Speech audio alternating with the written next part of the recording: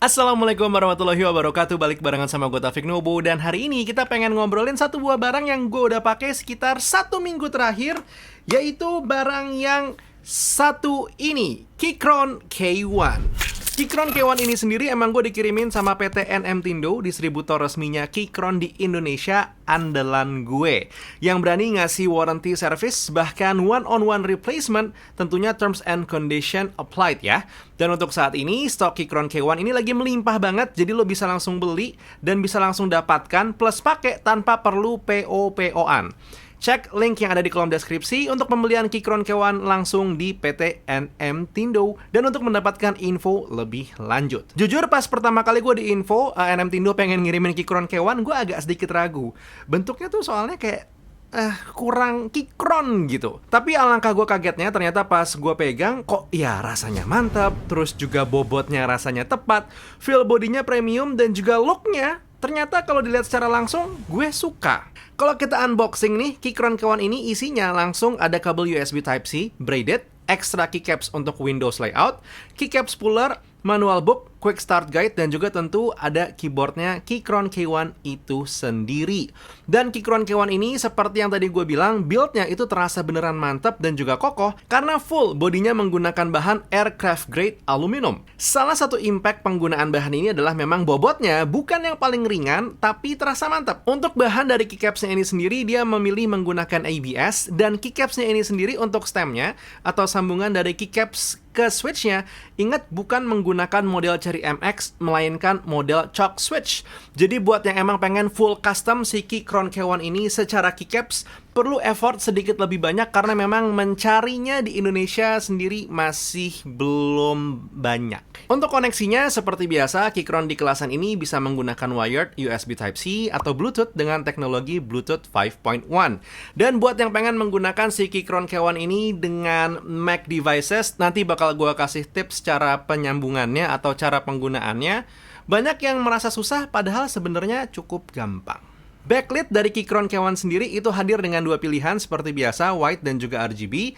Yang gue pegang ini adalah versi RGB-nya, bisa di-adjust hingga 4 level untuk keterangannya, dan juga untuk patternnya sendiri itu memiliki up to 18 pattern. Nah, kalau lo mungkin sesekali pernah ngeliat kok kayaknya Keychron K1 yang gue lihat tidak seperti ini, Fik, bentukannya dia lebih panjang dan ada numpad-nya. Bener, jadi si Keychron K1 ini hadir dengan dua pilihan. Yang pertama 87 key seperti yang gue pegang saat ini, dan juga hadir dengan pilihan 104 key yang dia hadir dengan numpad di sebelah kirinya. Mana yang pengen lo beli? Ya silahkan disesuaikan dengan kebutuhan masing-masing. Gue pribadi tentu lebih suka dengan look Keychron K1 yang bentuknya 87 key seperti saat ini. Experience penggunaan gue pun ternyata surprisingly fun.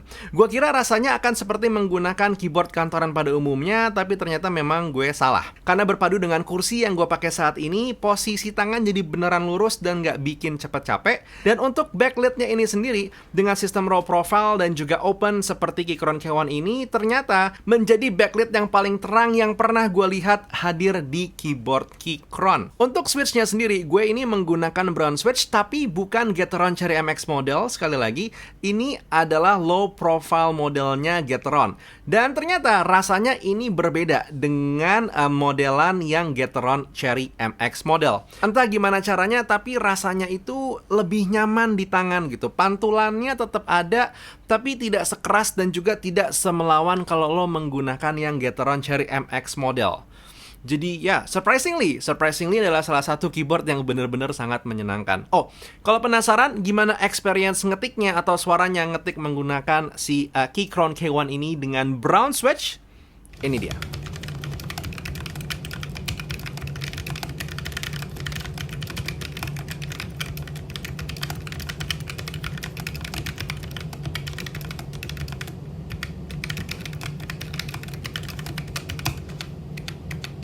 By the way, gue cukup aware kalau ternyata banyak orang yang nonton video dari channel ini belum men-subscribe, jadi nggak ada salahnya klik tombol subscribe dan juga klik like untuk video ini, karena itu adalah dua cara paling mudah untuk mensupport channel ini.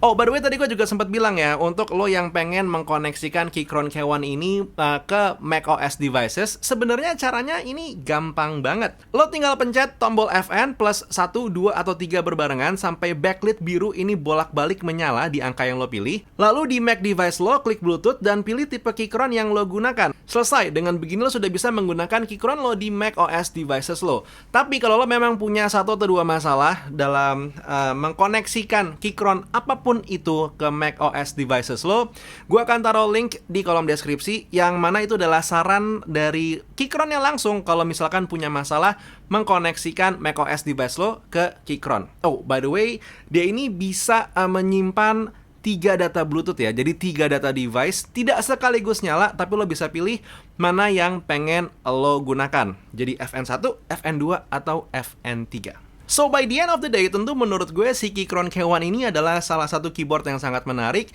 dan benar-benar caught me off guard, karena gue nggak nyangka gue akan bisa senyaman ini menggunakan si Keychron K1. Tadinya gue ngeliatnya cuman kayak, ya tadi gue bilang gitu ya, ini keyboard kantoran yang biasa aja, but turns out it's not.